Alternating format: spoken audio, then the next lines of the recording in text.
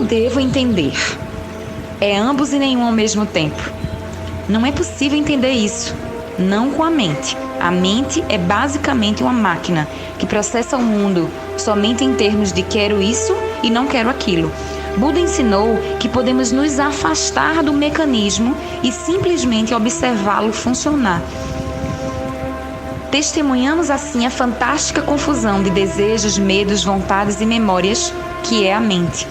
Quando ganhamos prática com a meditação, as coisas se transformam. Começamos a ter consciência de nós mesmos de maneira mais simples, sem tanta confusão mental. Com o tempo, nossas prioridades mudam e o espaço entre os pensamentos, ou seja, o intervalo silencioso, é o que domina, e não os pensamentos. Ele quer muito dizer aqui, né, gente, que quando a gente entra num processo de meditação, quando a gente se entrega a essa prática, a palavra meditação tem o sentido de familiarizar-nos. Ele quer dizer familiarizar com o que está acontecendo com a nossa mente. Então Buda traz esse ensinamento. Será que a gente está atento para observar o que está acontecendo na nossa mente e que isso é transitório? E que aquilo que somos é o que é eterno? E que tudo que se passa em nossa vida são apenas as experiências que a gente vai vivenciando para a gente entender essa dualidade. Para a gente ver que existe a dualidade na frente da gente, mas que ela é uma ilusão. Eu não sei se eu atrapalhei ou se eu ajudei, mas vamos seguir. Isso é o Nirvana? Não. Isso é o Nirvana? Não. É só um sinal de que você está sendo bem-sucedido na prática da plena atenção. O intervalo silencioso entre os pensamentos é rápido demais para que possamos viver nele. É preciso dar esse intervalo uma chance de expandir-se e, ao mesmo tempo, deixar o silêncio se aprofundar. Talvez isso possa soar estranho, mas a nossa mente pode ficar em silêncio durante todo o tempo em que estiver pensando. Via de regra, o silêncio e o pensamento são considerados opostos, mas quando estamos além dos opostos, eles se fundem. Nós nos identificamos com a fonte atemporal de pensamento e não com os pensamentos que dela surgem. É como se a gente conseguisse olhar para a nossa realidade como um jogo, como uma peça de teatro que está passando. E que às vezes eu me jogo num trem. Ou imaginar que são vários macacos pulando em nossa mente. E que a gente vai escolher às vezes um macaco da vez. O macaco pode ser uma irritação no trabalho, o macaco pode ser uma irritação em casa, o macaco pode ser um sonho que não aconteceu e que eu quero muito. E aí eu embarco no macaco e introjeto aquele macaco como se aquilo fosse eu, como se o macaco daquela vez fosse eu. Ou vamos imaginar, é como se existissem vários vagões de trem caminhando em diferentes direções em nossa mente. E nós, o que somos capazes de observar esses vários vagões de trem caminhando em nossa mente. E às vezes a gente pega um vagão, vai embora e segue a vida inteira imaginando que a gente é aquele vagão. Mas nós somos antes daquele vagão. Ele é apenas uma parte do que somos. Entende? Não somos integralmente aquele vagão ou um ou outro macaco. É isso que Buda quer nos ensinar. E a prática da meditação, cada vez que a gente pratica e aumenta o tempo da nossa meditação e da frequência com que a gente realiza, a gente consegue se familiarizar com os sentimentos, com os pensamentos que acontecem durante o nosso dia. E a gente começa a dizer assim: olha só o que eu pensei hoje. Olha só que pensamento veio hoje. Olha só que emoção veio hoje. E a gente perceber que aquilo é uma ilusão. Mas que aquilo está em nossa vida naquele momento, porque quem somos ainda não despertou completamente para aprender que aquilo dali não é uma realidade. Mas que de toda forma, para o nosso eu, para o nosso ego, aquilo é real. E isso vai domesticar, isso vai amansar, isso vai desenvolver o nosso ego, para que ele possa ser dominado, ou para que ele possa viver em conjunto com a nossa essência divina.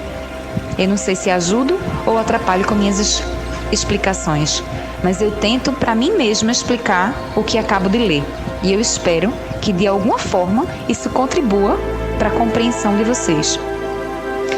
Nosso caminho ainda é longo, mas vamos seguir.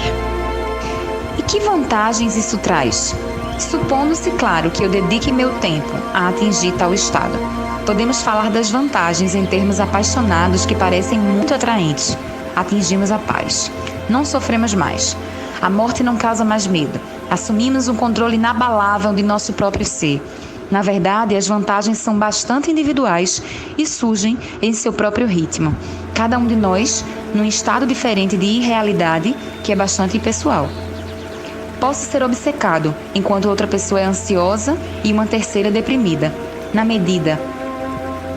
Na meditação, esses nós de discórdia e conflito começam a se desfazer espontaneamente. Mesmo assim, sempre há um desdobramento evolutivo. De uma forma pessoal, trilhamos o caminho em direção à paz, à ausência do sofrimento e de medo, bem como de tudo o mais que Buda exemplificou. Vista de fora, essa terceira maneira de seguir Buda parece mística, mas com o tempo ela se torna tão natural quanto respirar. O budismo sobrevive hoje e floresce em todo o mundo porque é aberto. Não é preciso obedecer a uma série de regras ou adorar um deus ou deuses. Nem mesmo é necessário ser uma pessoa espiritualizada. Tudo o que você precisa é olhar para dentro de si e ansiar por se tornar uma pessoa simples, acordar e ser completo. O budismo considera que todos possuem, ao menos, um pouco dessa motivação. A plena atenção e a meditação formam a base da prática budista, embora cada seita e cada mestre tenha um ponto de vista sobre isso. Zazen, o tipo de meditação budista praticada no Japão, não é a mesma coisa que a meditação Vipassana do sul da Ásia, mas no final das contas o budismo é uma projeção, faça você mesmo, e esse é o segredo do seu sucesso no mundo moderno. Não é verdade que todos nos concentramos no sofrimento pessoal e também pensamos sobre nosso destino individual? Buda não pediu nada além disso, como ponto de partida da jornada, mas prometeu que o final seria a eternidade. Meus amados buscadores, eu agradeço imensamente pela companhia nessa jornada desse livro que abrilhantou nosso caminho, que nos fez olhar para as coisas externas e também para a nossa mente de uma maneira diferente. Que a gente possa guardar esses ensinamentos que aqui foram compartilhados. E se a gente sentir vontade, pode compartilhar com outra pessoa. Eu vi alguns integrantes fazerem isso e terem resultados surpreendentes. Então, se a gente sentiu que isso tocou tanto nossa alma, se a gente sentiu que isso fez sentido pra gente, se tem alguém que a gente conhece e que isso poderia despertar de alguma maneira, compartilhemos, né? O grande objetivo aqui do grupo é fazer a gente despertar.